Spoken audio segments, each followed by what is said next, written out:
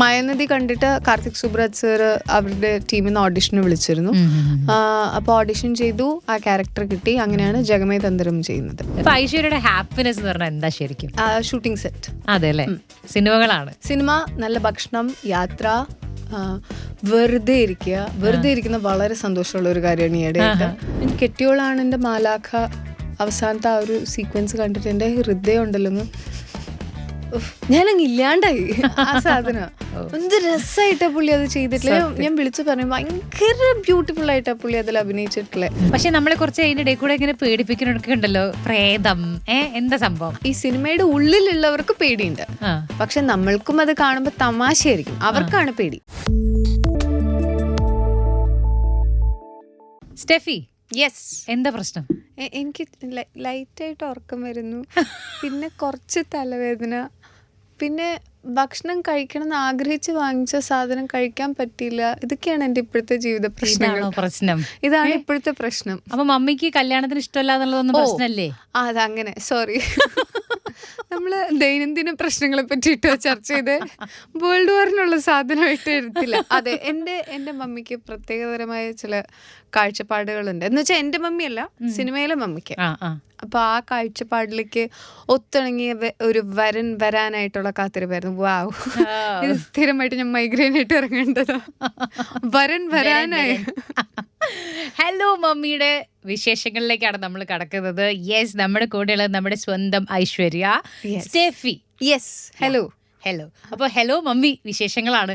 ട്രെയിലറാണ് ഏറ്റവും ആളുകൾ ഇങ്ങനെ ഭയങ്കരമായിട്ട് അവരുടെ ഒരു പോസിറ്റീവ് റെസ്പോൺസ് നമുക്ക് കാണാൻ പറ്റുന്ന ഇത്. അപ്പോൾ ഞാൻ ഒരു കമന്റ് വായിച്ചപ്പോൾ പ്രത്യേകിച്ചൊന്നും ഉണ്ടെന്ന് വിചാരിച്ച് വന്നതല്ല, പക്ഷെ കണ്ടപ്പോൾ ഭയങ്കരമായിട്ട് ത്രിൽഡായി, ഇഷ്ടപ്പെട്ടു. അതുപോലത്തെ കമന്റുകളാണ് വന്നുകൊണ്ടിരിക്കുന്നത്. സോ ഹലോ മമ്മി എന്നുള്ള ഒരു സിനിമയെ കുറിച്ച് എന്താണ് നമ്മൾ പ്രേക്ഷകർക്ക് ആദ്യം തന്നെ പറഞ്ഞു കൊടുക്കാൻ പോണേ? പ്രേക്ഷകരോട് പറയാനുള്ളത്, ഫുൾ ഫാമിലി ആയിട്ട് വരാൻ പറ്റുന്ന ഒരു സിനിമയാണ്. ചിരിച്ച് സന്തോഷമായിട്ട് പോകാൻ പറ്റും. അങ്ങനെ അതീവ ദുർഘടമായ സാഹചര്യത്തിൽ കൂടെ പോകുന്ന നായികയോ നായകനോ ഈ സിനിമയിലില്ല. സന്തോഷകരമായി ഇടയ്ക്ക് തട്ടിലും മുട്ടിലുമായി പോകുന്ന, എന്നാൽ രസകരമായിട്ടൊരു ഫാമിലിയുടെ കഥയാണ്. ഒന്നല്ല, 2 ഫാമിലിയുടെ കഥയാണ്. സോ മൊത്തം ഫാമിലി ആയിട്ട് പോയിട്ട് തമാശ കണ്ട് ചിരിച്ച് രസിച്ച് വരാം. പക്ഷെ നമ്മളെ കുറച്ച് അതിന്റെ ഇടയിൽ കൂടെ ഇങ്ങനെ പേടിപ്പിക്കുന്നൊക്കെ ഉണ്ടല്ലോ, പ്രേതം എന്താ സംഭവം? അല്ല, സംഭവം എന്ന് പറഞ്ഞാല് ഈ സിനിമയുടെ ഉള്ളിലുള്ളവർക്ക് പേടിയുണ്ട്, പക്ഷെ നമ്മൾക്കും അത് കാണുമ്പോൾ തമാശയായിരിക്കും. അവർക്കാണ് പേടി. സിറ്റുവേഷൻ, അവരുടെ സിറ്റുവേഷനിൽ അവർക്ക് കുറച്ച് പേടിയും കൺഫ്യൂഷൻസും ഒക്കെ ഉണ്ടാവാം. തിയേറ്ററിൽ അപ്പോഴും ഒരു തമാശ, ആക്ച്വലി ചെറിയൊരു ഇമോഷണൽ ആംഗിൾ വരുന്നുണ്ട് ലൈറ്റായിട്ട്. പക്ഷെ അപ്പോഴും അത് ലൈറ്റ് ഒരു ഇമോഷൻ വന്ന് പിന്നെ ലൈറ്റായിട്ട് അങ്ങനെ പോകുന്ന സിനിമയാണ്. എനിക്കും ട്രെയിലർ കണ്ട സമയത്ത് ഒരു അമ്മയുമായിട്ട് കണക്ട് ചെയ്തൊരു നല്ല സ്നേഹത്തിന്റെ കഥയൊക്കെ പറഞ്ഞിങ്ങനെ പോവാന്നൊക്കെ വിചാരിച്ചു. പിന്നെയാണ് അതിൽ പ്രേതത്തിന്റെ എലമെന്റ് ഒക്കെ വരുന്നത്. അതിനിടയിൽ ഫാന്റസി, നമ്മൾ പ്രേതം എന്ന് പറഞ്ഞാൽ പേടിക്കും എന്ന് വിചാരിക്കും. ഫാന്റസി, ഓക്കെ, അല്ല, വേറെ സംഭവം ആണ്. കുറച്ച് കാലത്തിന് ശേഷം, അതായത് കുറച്ച് സീരിയസ് റോളുകളൊക്കെ ചെയ്തിട്ട് പിന്നെ ഇതുപോലെ ഒരു കോമഡി ഒക്കെ നിറഞ്ഞ സിനിമയിൽ വന്നപ്പോഴാണ് കുറച്ചുകൂടി ഭയങ്കര എന്താ പറയാ, വീണ്ടും യെസ് ഞാനൊന്ന് ട്രാക്കിലായി എന്നുള്ളൊരു ഫീല് കിട്ടിയെന്ന് പറഞ്ഞു. അതെ, വളരെ വളരെ വളരെ സന്തോഷം തോന്നിയ ഒരു ഷൂട്ടിംഗ് സെറ്റാണിത്. ഈ ഇന്റൻസ് റോൾസ് ചെയ്തോണ്ടിരുന്നതാ. അപ്പോൾ അതെന്തുകൊണ്ട് അതിലേക്ക് ഗ്രാവിറ്റേറ്റ് ചെയ്തേന്ന് അറിയില്ല. പക്ഷെ അത് വിട്ട് കോമഡി അല്ലെങ്കിൽ ഇങ്ങനത്തെ ഒരു ലൈറ്റർ സബ്ജക്ട് ചെയ്യുമ്പോൾ ഭയങ്കര സുഖമുണ്ട്. ഇപ്പോഴാണ് ആൾക്കാർ അഭിനയിക്കുന്ന സുഖം എന്നൊക്കെ പറയുന്നത് മനസ്സിലാവുന്നത്. ഇതുവരെ മനസ്സിലായിട്ടില്ല. ഇത് ഭയങ്കര രസമുള്ള സെറ്റ്, തമാശ പറഞ്ഞിരിക്കാം, ടെൻഷൻ ഇല്ല. ആകെപ്പാടെയുള്ള ടെൻഷൻ ഇന്ന് എടുക്കേണ്ട സാധനങ്ങൾ എടുത്ത് തീർക്കുന്നുണ്ടോ, അത് അങ്ങനത്തെ കാര്യങ്ങൾ മാത്രമേ. അടിപൊളി സെറ്റായിരുന്നു, നല്ല രസമുള്ള സെറ്റാന്ന് പറഞ്ഞല്ലോ. ഇതിന്റെ തുടക്കത്തിൽ കുറച്ച് കാലം മുൻപ് ഡയറക്ടറുമായിട്ടൊക്കെ ഉള്ള ഒരു വീഡിയോ വന്നിട്ടായിരുന്നു, കുമാര. അപ്പൊ തന്നെ മനസ്സിലായി ഇതിന്റെ ഒരു വൈബ് എന്താണ്. ആക്ച്വലി നമ്മുടെ ഡയറക്ടർ ഭയങ്കര കൂളാണെങ്കിൽ നമുക്ക് ആ ഒരു ഫീല് കിട്ടും അല്ലേ. സോ വൈശാഖുമായിട്ടുള്ള ആ ഒരു കമ്പനി, ആ ഒരു സിനിമയില്, ഈ സിനിമയ്ക്ക് വന്നതിന് ശേഷമാണല്ലോ? അതെ, ഇത് വൈശാഖിന്റെ ഫസ്റ്റ് ഫിലിമാണ്. വൈശാഖ് കാലിക്കട്ടിൽ നിന്നുള്ള ആളാണ്. എന്റെ നേരെ ഓപ്പോസിറ്റ് നൈവറായിരുന്നു. ആണോ? അത് ശരി, ഓക്കെ. ഞങ്ങൾ ഇടയ്ക്കിടയ്ക്ക് ഫാമിലി അങ്ങോട്ട് പോയിരുന്ന് വർത്താനൊക്കെ പറയും, വെറുതെ വളവള വർത്താനങ്ങളൊക്കെ പറഞ്ഞ് രസമായിട്ട്. അന്നേ ആള് സിനിമ ഭയങ്കരമായിട്ട്, പിന്നെ ഞാൻ കാലിക്കറ്റിൽ നിന്ന് പോകുന്നു. അപ്പൊ ഇതെനിക്ക് ഭയങ്കര സന്തോഷം. ദാറ്റ് എനിക്ക് അറിയുന്ന ഒരാളുടെ ഡെബ്യൂ മൂവി. അപ്പൊ അന്ന് ഞാൻ നിങ്ങളുടെ വീഡിയോ കണ്ടപ്പോ കൊള്ളാലോ, ഇതെന്താ മരഞ്ചുറ്റി പ്രേമം. ഞാൻ ശല്യപ്പെടുത്തിയെടുത്തത്. എനിക്ക് ആ റീല് കണ്ടിട്ട് എനിക്ക് ഇഷ്ടപ്പെട്ടു കേട്ടോ. സാധാരണ എനിക്ക് അങ്ങനെ എന്തെങ്കിലും കണ്ട ചെയ്യണം തോന്നാറില്ല. ഞാൻ കുറെ നേരം ഷർഫുക്കട പുറകെ നടന്നു. പ്ലീസ് എന്നോട് കുമാര എന്തായിരുന്നു, കാശുണ്ടെങ്കിൽ അല്ല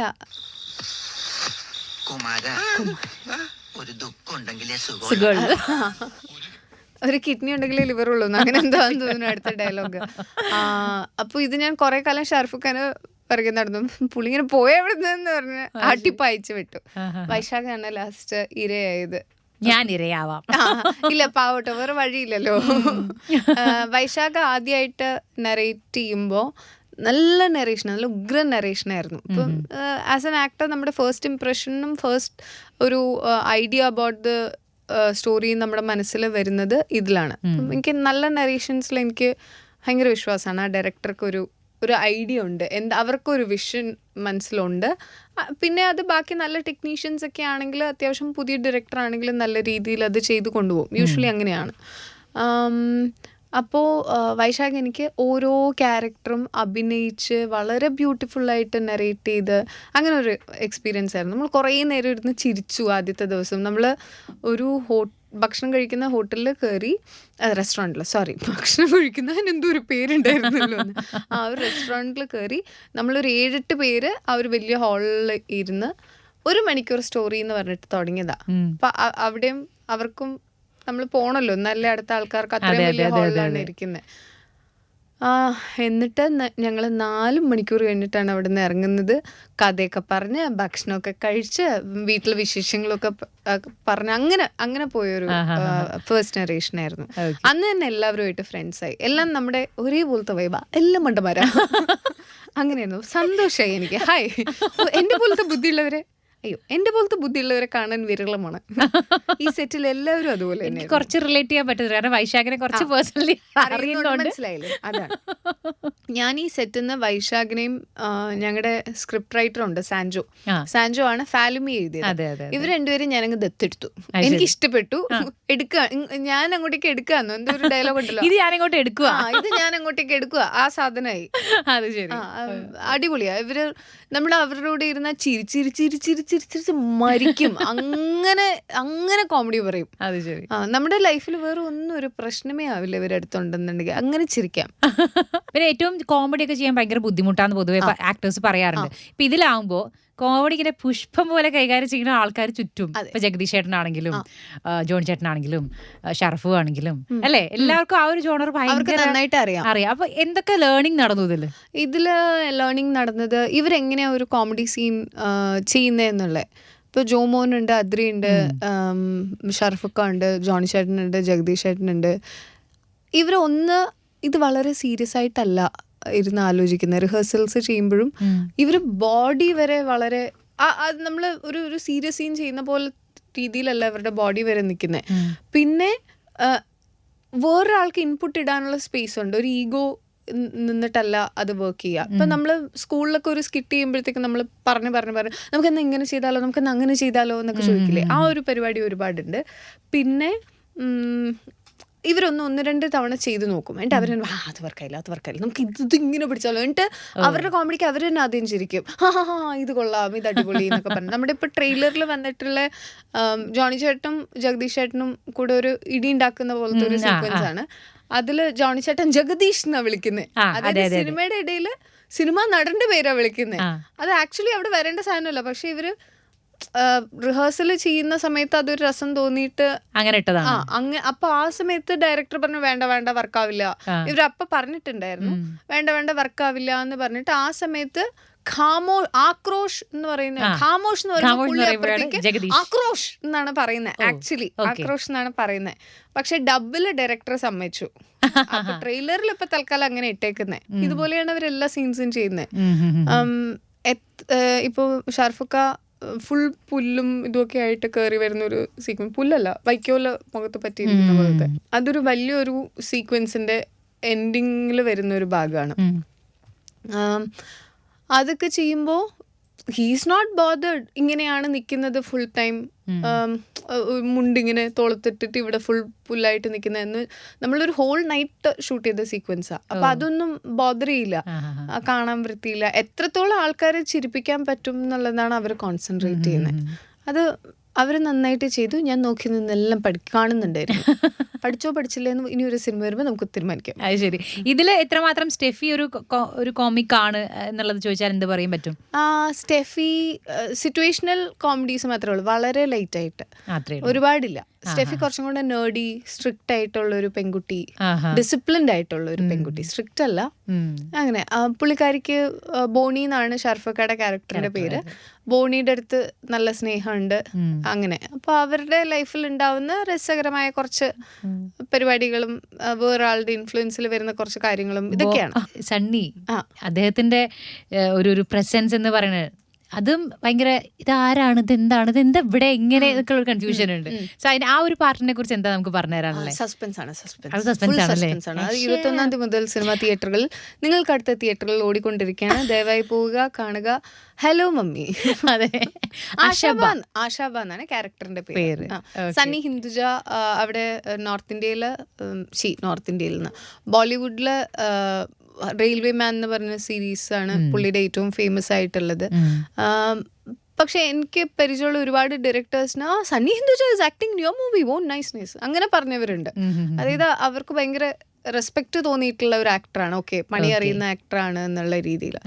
very easy to work with, ഒരു ശല്യമില്ല. ഞാൻ കുറെ മലയാളമൊക്കെ പഠിപ്പിച്ചിരുന്നു പുള്ളിനെ, ഒന്നും മറന്നിട്ടില്ല. ഈ പുള്ളി പ്രമോഷന് വരൂട്ട് ആരും പറയുന്നുമില്ലല്ലോ, എല്ലാ പ്രമോഷനും വന്നിരുന്ന് ഞാൻ പഠിപ്പിച്ചു കൊടുത്ത മലയാളമൊക്കെ പറഞ്ഞ് എനിക്ക് കുറച്ച് വില ഉണ്ടായിരുന്നു, അതും കൂടെ നശിപ്പിച്ചിട്ട് പോയിട്ടുണ്ട്.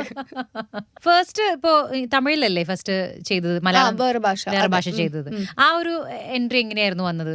ഐശ്വര്യ തേടി കിട്ടിയതാണോ, ഇങ്ങോട്ടേക്ക് അപ്രോച്ച് ചെയ്തത്? ഇങ്ങോട്ടേക്ക് വന്നതാണ്. ആദ്യം ചെയ്യുന്നത് വിശാൽ സാറിന്റെ കൂടെയുള്ള ആക്ഷൻ എന്ന് പറഞ്ഞൊരു സിനിമയിൽ ഒരു കുഞ്ഞു റോളാണ്. അപ്പം അത് എനിക്ക് തമിഴിലേക്ക് ആക്ട് ചെയ്യണം അങ്ങനെ ഒരു മനസ്സിലാഗ്രഹം വന്ന് തുടങ്ങിയ സമയമായിരുന്നു, വേറെ ലാംഗ്വേജസിലേക്ക് പോകണം എന്നുള്ളത്. പക്ഷെ ഞാനായിട്ട് ആക്റ്റീവ്ലി സീക്ക് ചെയ്യുന്നുണ്ടായില്ല. ഇത് വന്നപ്പോൾ ഇതൊരു വലിയ പടമാണ്, ട്രൈഡന്റ് ആർട്സ് ആണ്. അപ്പോൾ എനിക്ക് ആ സമയത്ത് ഒരു മാനേജർ ഉണ്ടായിരുന്നു, പറഞ്ഞു ഇത് വലിയ പ്രൊഡക്ഷനാണ്, ലോഞ്ച് ചെയ്യാൻ ആദ്യത്തെ സിനിമയിൽ ലോഞ്ച് ചെയ്യാൻ കുഞ്ഞു റോളായാലും കുഴപ്പമില്ല, എടുത്തോ ചെയ്തോ എന്നുള്ള രീതിയിൽ പറഞ്ഞു. അതും ആദ്യത്തെ സിനിമ ആദ്യം തന്നെ തട്ടിപ്പോവുക. അതൊക്കെ ആ സിനിമയിൽ 5 മിനിറ്റേ ഉള്ളൂ, അതിൽ അപ്പം തന്നെ ഞാൻ തട്ടിപ്പോവും. പിന്നെ നമുക്കൊന്ന് ടെസ്റ്റ് ചെയ്യാൻ കറക്റ്റ് ആയിരുന്നു, വർക്കിംഗ് ആണോ എന്ന് നോക്കാനായിട്ട്. അങ്ങനെ അപ്പം അതായിരുന്നു ആദ്യത്തെ സിനിമ. രണ്ടാമത്തത് മായാനദി കണ്ടിട്ട് കാർത്തിക് സുബ്രാജ് സർ അവരുടെ ടീമിൽ നിന്ന് ഓഡിഷന് വിളിച്ചിരുന്നു. അപ്പോൾ ഓഡിഷൻ ചെയ്തു, ആ ക്യാരക്ടർ കിട്ടി. അങ്ങനെയാണ് ജഗമേ തന്ത്രം ചെയ്യുന്നത്. പിന്നെ അത് കഴിഞ്ഞ ഉടനെ മണി സാറിന്റെ കോളും വരുന്നത്, മദ്രാസ് ടോക്കീസ്. ഇമോഷൻ ഇല്ല, അപ്പോഴും ഇതുണ്ട്, ലുക്ക് ടെസ്റ്റ് ഓഡിഷൻ ഉണ്ട്, അത് കഴിഞ്ഞ് ലുക്ക് ടെസ്റ്റ് ഉണ്ട്. ഇത് ഏറ്റവും വലിയ കോമഡി എന്താണെന്നറിയോ, എൻ്റെ ലുക്ക് ടെസ്റ്റ്, എൻ്റെ ഓഡിഷൻ കഴിഞ്ഞതിന് ശേഷമാണ് നമ്മളൊരു ലുക്ക് ടെസ്റ്റ് വെക്കുന്നത്. എൻ്റെ ലുക്ക് ടെസ്റ്റിന് അവിടെ തോട്ടാധരണി സാറുണ്ട്, രവിവർമ്മൻ സാറുണ്ട്, എ കലകാനി ഉണ്ട്, മണി സാറുണ്ട്. മണി സാർ മാത്രം മതി ടെൻഷൻ അടിച്ചാൽ ഞാൻ മരിക്കാൻ. ഇത് ഒന്നും പോരാത്തന്നെ ഇവരൊക്കെ വിളിച്ചിരിക്കുക. ഇവരൊക്കെ ലുക്ക് ടെസ്റ്റിന് ധരണി സാർ ഒരു ക്ലോത്തും അതിൻ്റെ ബാക്കിൽ ഒരു ക്യാൻഡിലും, അതായത് അവർ ആ മൂഡ് സെറ്റ് ചെയ്യുക. ഞാൻ നിങ്ങളൊക്കെ ഒന്ന് പോയിരുന്നെങ്കിൽ എനിക്ക് ബാക്കിയുണ്ടായിരുന്ന അഭിനയം കാഴ്ചവെക്കായിരുന്നു എന്നുള്ള പറ്റുന്നില്ല, എനിക്ക് ആലോചിച്ചിട്ട് നെർവസ് ആയിട്ടുള്ളതായിരുന്നു. അപ്പം ലാസ്റ്റ് അപ്പോൾ ഏക്ക എൻ്റെ അടുത്ത്, ഏക്ക ഭയങ്കര ക്ലോസ് ആണ്, ഏക്ക ലക്കാനി എന്ന് പറഞ്ഞാൽ കോസ്റ്റ്യൂം സ്റ്റൈലിസ്റ്റാണ്. മണി സാറിൻ്റെ രാവൺ മുതൽ രാവൺ സാർ അസിസ്റ്റ് ചെയ്തു എന്ന് തോന്നുന്നു ആ ടീമിൽ. അത് കഴിഞ്ഞ് ഇൻഡിപെൻഡൻ്റ് ആയിട്ട് കോസ്റ്റ്യൂം കടൽ മുതൽ ഇങ്ങോട്ടേക്ക് എല്ലാ ഫിലിംസും ഏക്കയാണ് ചെയ്തിട്ടുള്ളത്. അപ്പോൾ ഏക്ക വളരെ കോൺഫിഡൻ്റ് ആയിട്ട് എൻ്റെ അടുത്ത് വന്ന് പറയണേ, Aishwarya for sure why you so tense, you are in. പോയി അവിടെ നിന്ന് സാറ് പറയുന്നവരെ ഞാൻ വിശ്വസിക്കില്ല എന്നുള്ള രീതിയിൽ ഞാൻ നോക്കിക്കൊണ്ടിരിക്കുക. അപ്പോൾ പുള്ളി വിളിച്ചുകൊണ്ട് പോയിട്ട് പറഞ്ഞു തരുവാണ് ഇങ്ങനെ. എന്നിട്ട് ഞാൻ നോക്കല്ലോ, പറയേണ്ട കാര്യം പറഞ്ഞല്ലോ, ഉണ്ടോ ഇടയ്ക്കൊരു സംഭവം പറഞ്ഞു ഇങ്ങനെ. അത് ഒരു സംഭവം വന്നപ്പോൾ he said sometimes when you have to, ഇപ്പോൾ ഒരു കാര്യം നമുക്ക് ചോദിക്കണം, അപ്പോൾ ഞാൻ ഇവിടുന്ന് ചോദിക്കുന്നതും എനിക്ക് ഭയങ്കര ആങ്സൈറ്റിയിൽ ഞാൻ ചോദിക്കുകയാണെങ്കിൽ എനിക്ക് നടന്നു ഫ്രണ്ടിലേക്ക് വന്നിട്ട് അത് ചോദിക്കാം. അങ്ങനത്തെ ഒരു ടൈപ്പ് സിനിമയാണല്ലോ. അപ്പോൾ ആ ബോഡിയും കൂടെ ആ സമയത്ത് യൂസ് ചെയ്ത് നടന്ന് വന്ന് ചോദിക്കാം. ഇപ്പൊ കുഴപ്പമില്ല, നമുക്ക് സെറ്റിൽ നോക്കാം എന്ന് പറഞ്ഞപ്പോൾ ഞാൻ സെറ്റിൽ നോക്കാം എന്ന് വെച്ചാൽ ഞാൻ ഇന്നാണെന്നല്ലേ അല്ലേ. അങ്ങനെയൊക്കെയായിരുന്നു മനസ്സിലോടിയത്. പിന്നെ പുള്ളി പറയണവരെ ഞാൻ ഇങ്ങനെ ഇടയ്ക്കിടയ്ക്ക് നോക്കുമായിരുന്നു. ലാസ്റ്റ് പുള്ളി പറഞ്ഞു യു ആർ ഇൻ. അതുവരെ ഞാൻ വിശ്വസിച്ചില്ല.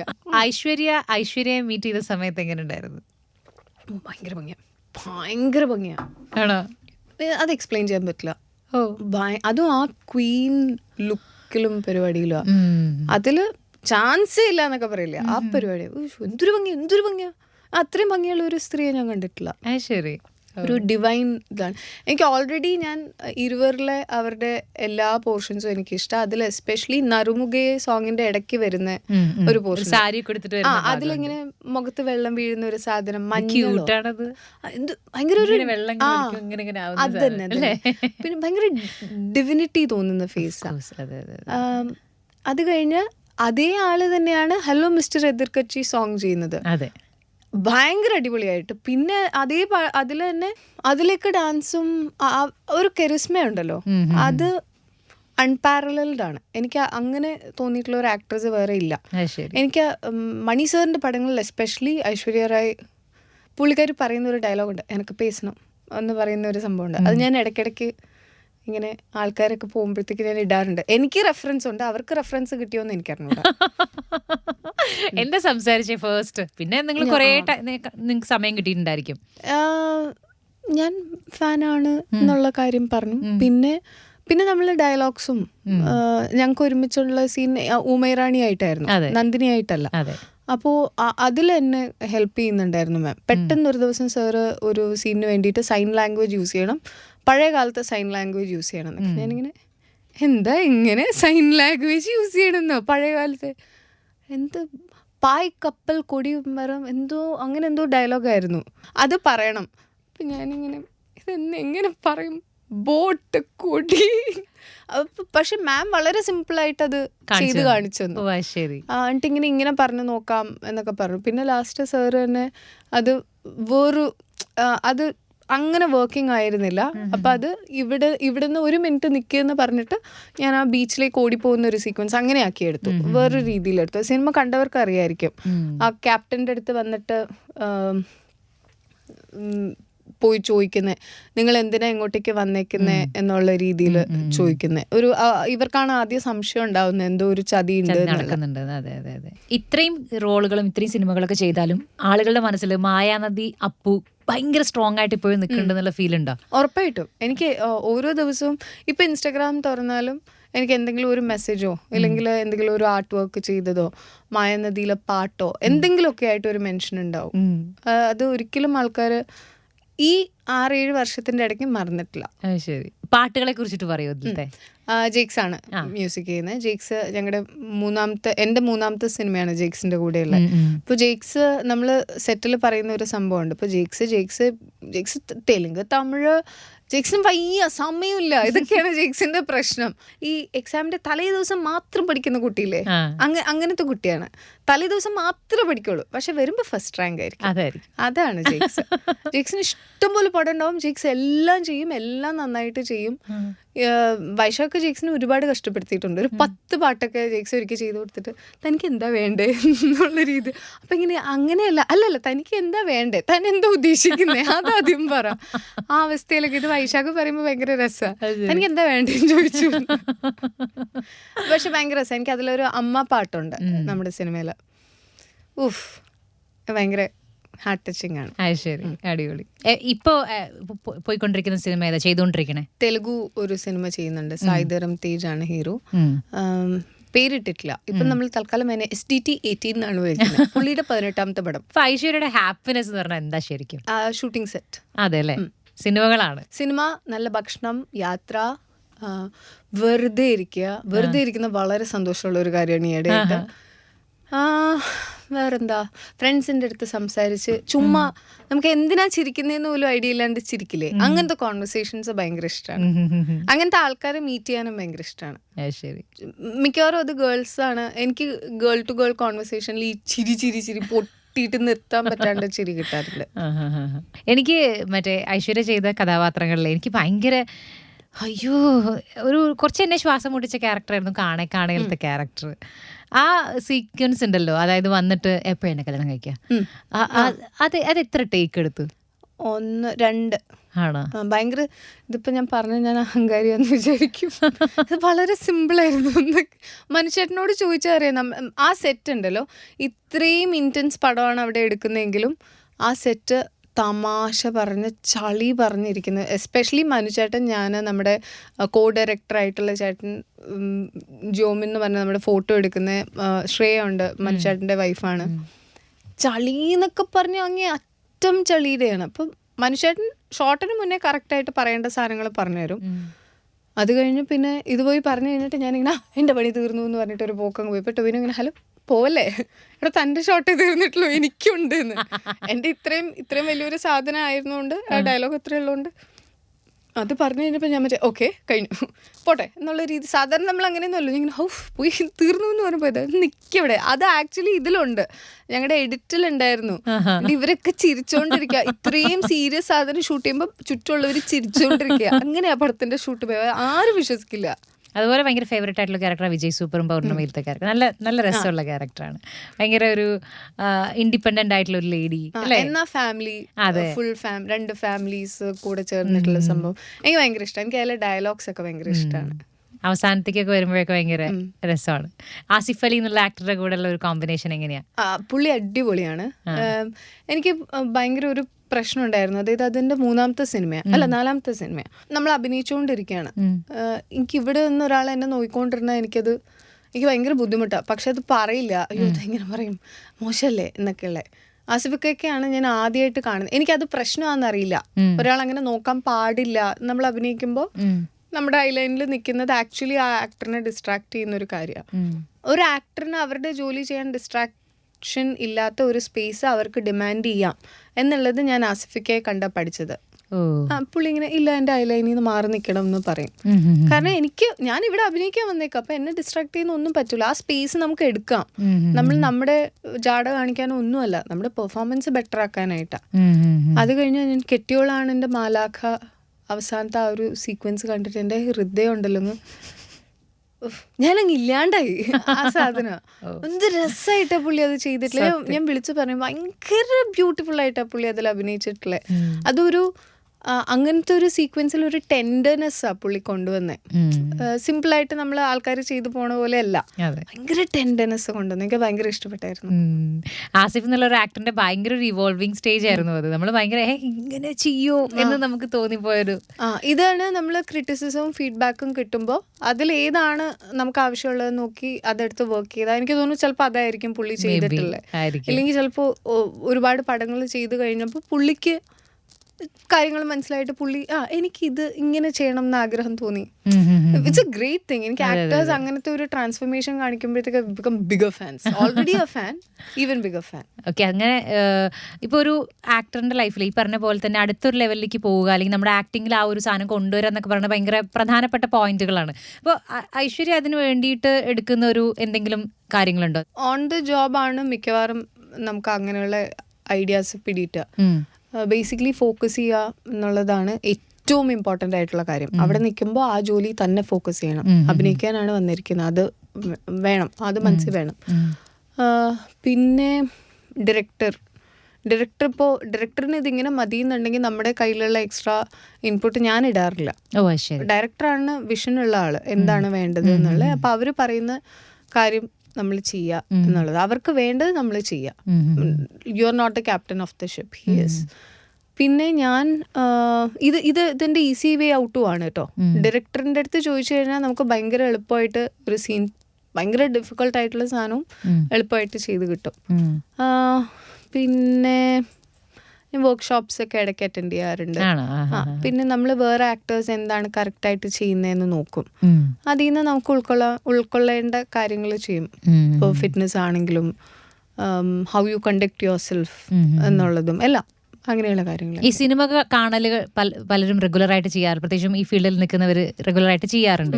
സിനിമ എത്ര ലാംഗ്വേജുകൾ കാണാറുണ്ട്? എങ്ങനെയൊക്കെയാണ്?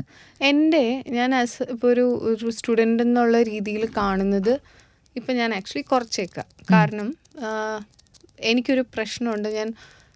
ഞാൻ ഒരു സംഭവം കണ്ടാൽ ഞാൻ ചിലപ്പോൾ ആ ഒരു ഇമേജ് എൻ്റെ മനസ്സിലിരുന്നിട്ട് ഞാൻ അത് റീപ്രൊഡ്യൂസ് ചെയ്യാൻ തുടങ്ങും. ഒരു ആക്ടർ ആക്ട് ചെയ്ത രീതി അറിയാണ്ട് അനുകരിക്കുകയൊക്കെ ചെയ്യും.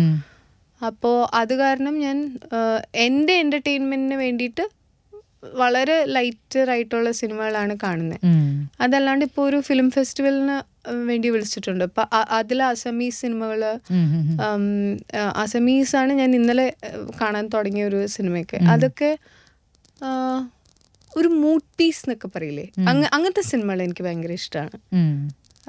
അതൊക്കെ ഇപ്പോൾ കാണുന്നുണ്ട്. എസ്പെഷ്യലി ഈ ഒരു ബ്രഹ്മപുത്ര വാലി ഫിലിം ഫെസ്റ്റിവൽ എന്ന് പറഞ്ഞാൽ അതിൽ ജൂറി ആയിട്ട് തന്നെ വിളിച്ചിട്ടുണ്ട്. അപ്പം അതിൻ്റെ ഈ സിനിമകളൊക്കെ കണ്ടു തീർക്കണം. അപ്പം അത് ഓരോന്നായിട്ട് കണ്ടു തീർത്തുകൊണ്ടിരിക്കുകയാണ്. പിന്നെ അതൊരു ന്യൂ ഇൻട്രസ്റ്റിംഗ് പ്രോസസ്സാണ് എനിക്ക്. ഞാൻ ഇതുവരെ അങ്ങനെ ഇവാലുവേറ്റ് ചെയ്യാനായിട്ട് സിനിമകൾ കണ്ടിട്ടില്ല. എൻജോയ് ചെയ്യാനും അങ്ങനെയുള്ള സാധനം. അപ്പം ഇത് ഒരു ചാലഞ്ചാണ്. പക്ഷെ അത് ചെയ്യുന്നതിന് ഞാൻ പുതിയ സിനിമകൾ കാണാൻ പറ്റുന്നതിൻ്റെ ഒരു ഗുണവും ഉണ്ട്. അതുപോലെ യാത്രകൾ ഒരുപാട് ഇഷ്ടമാണെന്ന് പറഞ്ഞല്ലോ. എങ്ങനെ സോളോ ട്രാവൽ അല്ലെങ്കിൽ ഗ്രൂപ്പ് ട്രാവൽ, ഏതാ കൂടുതൽ ഏറ്റവും എൻജോയ് ചെയ്യുക? സോളോ. ഓക്കെ. ലേറ്റസ്റ്റ് ട്രിപ്പ് പോയത് എവിടേക്കാ? അപ്പം ഞാൻ ബർത്ത്ഡേക്ക് ബാങ്കോക്ക് പോയായിരുന്നു. ബാങ്കോക്ക് പോയി. ചുമ്മാ ഒരു രസം. ഈ സിനിമയിൽ ഇപ്പോൾ ആക്ടിങ് അല്ലാണ്ട് ഇപ്പോൾ നമ്മളിപ്പോൾ ഒരു ഡയറക്ടർ എങ്ങനെ വർക്ക് ചെയ്യണു, ഒരു സ്ക്രിപ്റ്റ് റൈറ്ററുടെ വർക്കിൻ്റെ മോഡ് എന്താണ്, ഈവൻ മ്യൂസിക്കിൻ്റെ ഏരിയ, ബാക്ക് ടെക്നിക്കാലിറ്റി, ഇതൊക്കെ നമ്മൾ കാണുന്നുണ്ടല്ലോ.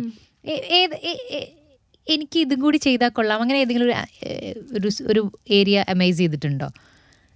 എനിക്കിതും കൂടി ഒന്ന് ഇത് കൊള്ളാലോ. ഇല്ല, എനിക്ക് ചെയ്യണം എന്നുള്ള രീതിയിലല്ല. പക്ഷേ എഡിറ്റേഴ്സിനോടും മ്യൂസിക് ഡയറക്ടേഴ്സിനോടും ഭയങ്കര റെസ്പെക്റ്റാണ്. ബാക്കിയുള്ളവരോട് കുറവാന്നല്ല. ഇവർ ആ റൂമിൽ നിന്ന് പുറത്തിറങ്ങുന്ന എപ്പോഴാണ്, അവരുടെ എഡിറ്റ് സൂട്ടിൽ നിന്ന് പുറത്തിറങ്ങുന്ന എപ്പോഴാണ്, ആ ഒരു പ്രശ്നമുണ്ട്. അപ്പോൾ പിന്നെ മ്യൂസിക് ഡയറക്ടേഴ്സ് തിന്നേറിയെന്നാണ് ഈ പരിപാടിയൊക്കെ കണ്ടുപിടിക്കുന്നത്. Like how do you do it? ഇപ്പോൾ ജേക്സന്റെ എത്രാമത്തെ പടം, എല്ലാത്തിലും ഹിറ്റ് നമ്പേഴ്സ് ഉണ്ട്. AR റഹ്മാൻ ഇപ്പോൾ നമ്മുടെ തഗ് ലൈഫിലെ എൻഡിങ്ങിൽ ഒരു മ്യൂസിക് വന്നിട്ടുണ്ട്. It was goose bumps for me. ആദ്യം കേട്ട സമയത്ത് ഭയങ്കര രസമാണ്. വിൻവിളി നായകനെ എന്ന് പറഞ്ഞിട്ടുള്ളൊരു എൻഡിങ്, ഒരു ഹൈ പോകുന്നൊരു സാധനം. എന്ത് രസമാണ്! എങ്ങനെയാ അത് എവിടെ നിന്ന് കിട്ടിയ? അവരോടൊരു how do you do this എന്നുള്ള സാധനമുണ്ട്. ഏത് ടാലന്റുള്ള ആൾക്കാരോടാണ് അസൂയ തോന്നിയിട്ടുള്ളത്? നല്ലോണം ചിന്തിക്കാൻ കഴിവുള്ളവരോട്. അതായത് ഇപ്പം എനിക്കുള്ളൊരു പ്രശ്നം, ഞാനൊരു ഫസ്റ്റ് റൗണ്ട് തോട്ടിൽ ചിലപ്പോൾ സ്റ്റക്കായി പോകാറുണ്ട്. അതിൻ്റെ ഒരു വേറെ പെർസ്പെക്റ്റീവ്സ് ആലോചിക്കാൻ ചിലപ്പോൾ ബുദ്ധിമുട്ടാണ്, അല്ലെങ്കിൽ ഒരു സെക്കൻഡ് ഡ്രാഫ്റ്റ് ആ തോട്ടിൻ്റെ വരാൻ ബുദ്ധിമുട്ടാണ്. ഒരേ കാര്യം പലതവണ ആലോചിച്ചില്ലെങ്കിൽ അതിൻ്റെ പല പല വശങ്ങൾ ആലോചിച്ച് നല്ലോണം ചിന്തിക്കാനും അത് ആർട്ടിക്കുലേറ്റ് ചെയ്യാനും നന്നായിട്ട് ആർട്ടിക്കുലേറ്റ് ചെയ്യാൻ പറ്റുന്നവരോട് റെസ്പെക്റ്റ് തോന്നാറുണ്ട്. ശരി, അടിപൊളി. അപ്പം നമ്മളെ ഹലോ മമ്മിയിലേക്ക് വരുന്ന സമയത്ത് അതിലത്തെ ഹെയർ സ്റ്റൈലും ലുക്കും അത് ഞാൻ ആദ്യമേ പറയണം വിചാരിച്ചു. അതെനിക്ക് ഭയങ്കര ഇഷ്ടപ്പെട്ടിട്ടുണ്ടായിരുന്നു. സമീര ചേച്ചിയാണ്. സമീര ചേച്ചിയും വൈശാഖും കൂടെ ഡിസൈഡ് ചെയ്തതാണ്. എനിക്ക് തോന്നുന്നു ആ ഗ്ലാസ് എനിക്ക് ഭയങ്കര ഇഷ്ടമാണ്. ഐഡന്റിഫൈ ചെയ്യാൻ പറ്റുന്നുണ്ട്. നമുക്കൊക്കെ പരിചയമുള്ള ആരെയൊക്കെ പോലെ തോന്നുന്നുണ്ട് ആ ഒരു ക്യാരക്ടർ കാണുമ്പോൾ. ഈവൻ കോസ്റ്റ്യൂം വൈസ് ആണെങ്കിലും നമ്മൾ സ്ഥിരമായിട്ട് ഇപ്പോൾ ഒരു സിനിമാ നടി ഇടുന്ന കോസ്റ്റ്യൂംസ് അല്ല, നമുക്ക് പരിചയമുള്ള ഒരാളിടുന്ന കോസ്റ്റ്യൂംസ് ആണ് ഇടുന്നത്. ഭയങ്കര സ്റ്റൈലിംഗ് അല്ല. നമ്മൾ ഓഫീസിൽ പോകുമ്പോൾ നമ്മളിൽ ഒരാൾ, ഒരു സാധാരണ ഒരു ഓഫീസിൽ പോകുന്ന ഒരാളെങ്ങനെ ഉള്ളൂ. അതല്ലാണ്ട് ഈ ക്യാരക്ടറിന് നമുക്ക് ചില സിനിമകൾ അങ്ങനെ ചെയ്യാറുണ്ട്. ഇപ്പോൾ കുമാരിയൊക്കെ ചെയ്യുമ്പോൾ കുമാരിയിൽ ആദ്യം യെല്ലോ, ഗ്രീൻ അങ്ങനത്തെ ടോൺസിന്ന് റെഡിലേക്ക് വന്നു ഒരു സ്പേസിൽ. പിന്നെ ലാസ്റ്റ് ആയപ്പോൾ അവൾ ആ തറവാട്ടിന്റെ തന്നെ ബ്ലൂ ഷെയ്ഡിലേക്കാണ് വരുന്നത് സിനിമ ഉണ്ടാവുമ്പോൾ. ഇതിൽ നമ്മൾ അങ്ങനത്തെ പ്ലാനിങ് ഒന്നുമില്ല. നമ്മൾ അങ്ങനെ വീട്ടില് നോർമലി നമ്മൾ പ്ലാൻ ചെയ്യില്ലല്ലോ, ഇന്ന് ഈ പാലറ്റ് ആയിരിക്കും ഞാൻ. അപ്പൊ അതുപോലത്തെ അങ്ങനത്തെ സിനിമയാണിത്. പ്രത്യേകിച്ച് ഇപ്പത്തെ ഒരു നമ്മളുടെ ഒരു വേഷവിധാനം പെൺകുട്ടികളിൽ എങ്ങനെയാണ്, അത് നമുക്കിപ്പോ ഒരു കടയിൽ പോയാൽ നമ്മൾ വാങ്ങുന്ന സാധനങ്ങളെ കൂടുതൽ ഞാൻ കണ്ട് ആ ട്രെയിലറിലും പാട്ടിൽ ഭാഗത്തൊക്കെ. ഇപ്പൊ ഇന്ന് ചുരിദാർ ഇടാൻ തോന്നി, നാളെ ജീൻസ് ഇടാൻ തോന്നി, മറ്റന്നാ ഫ്രോക്ക് ഇടാൻ തോന്നി, കഴിഞ്ഞു. അങ്ങനെ ആ പരിപാടി. ശരി. ഇതിപ്പോ കുറെ സിനിമകൾ ചെയ്തില്ലേ, ഇതില് ഏറ്റവും ഇഷ്ടമുള്ള ഒരു കോസ്റ്റ്യൂം ഏതാ? ഏതിലത്തെ കോസ്റ്റ്യൂമാ, ഏതിലത്തെ അറ്റയറാ ഏറ്റവും ഇഷ്ടം? കൊള്ളാലോ, ഒന്നുകൂടി ഇടാം. നല്ല രസം, നല്ലൊരു ഇതാണ്. എനിക്ക് ഇടിയിട്ടാൻ പോവാ.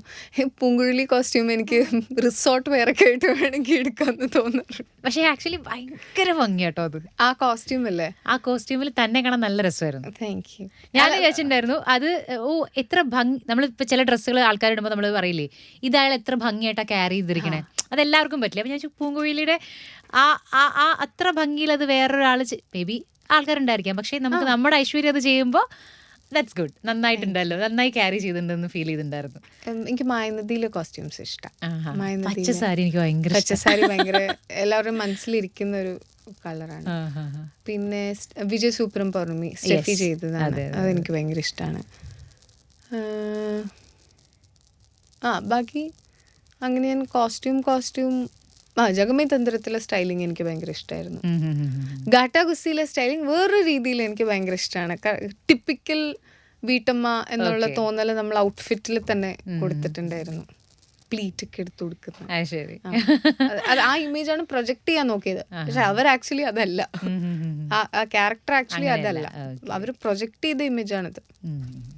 എന്താണെങ്കിലും ഹലോ മമ്മി മൂവിയുടെ കുറേ കാര്യങ്ങൾ, അതായത് പറയാൻ പറ്റുന്ന കുറേ കാര്യങ്ങളൊക്കെ പറഞ്ഞു. ഇനി നമുക്ക് വേണ്ടി കുറച്ച് സാധനങ്ങളൊക്കെ അതിൽ ഉണ്ടാവും അല്ലേ? അപ്പം അതിൽ ചില ക്യാരക്ടേഴ്സൊക്കെ എന്തിന് ഏതിന് അല്ലേ, സണ്ണി എന്നുള്ള ക്യാരക്ടറൊക്കെ എന്താണ്, അദ്ദേഹം വന്നു, അതെ അത് നമ്മൾ സിനിമ കണ്ടിട്ട് മനസ്സിലാക്കണം. അപ്പോൾ ഒരു ഫീൽ ഗുഡ് മൂവിയാണ്, ഫാമിലി മൂവിയാണ്, നല്ല സുഖമുള്ളൊരു കളേഴ്സും കാര്യങ്ങളൊക്കെ ഉള്ള ഒരു സാധനമാണ്. ഇതൊക്കെയാണ് എനിക്ക് മനസ്സിലായത്. ഇനി വേറെ എന്തെങ്കിലും പറയാനുണ്ടോ? ഇനി പറയാനുള്ളത് ഫാമിലിയിൽ എല്ലാവർക്കും ഒരുമിച്ചിരുന്ന് കാണാൻ പറ്റുന്ന സന്തോഷകരമായിട്ടൊരു സിനിമയാണ്. അതും ഇമ്പോർട്ടൻ്റ് ആണല്ലോ. നിങ്ങൾക്ക് ധൈര്യമായിട്ട് കുട്ടികളെയും കൊണ്ട് വരാം. അപ്പോൾ എല്ലാവരും വന്നാൽ ചിരിച്ച മുഖവുമായിട്ട് തിരിച്ചു പോകാൻ പറ്റും. ഇതാണ് എൻ്റെ പ്രതീക്ഷ. ഇനി ബാക്കി ദൈവത്തിന്റെ കയ്യില്ല. അതെ. അപ്പോൾ ഐശ്വര്യക്കും ഒപ്പം തന്നെ മൊത്തം ടീമിനും സ്പെഷ്യലി വൈശാഖിനും ഹലോ മമ്മിക്ക് ഒരു ഓൾ ദി ബെസ്റ്റ് പറയാണ്. Thank you so much. Thank you.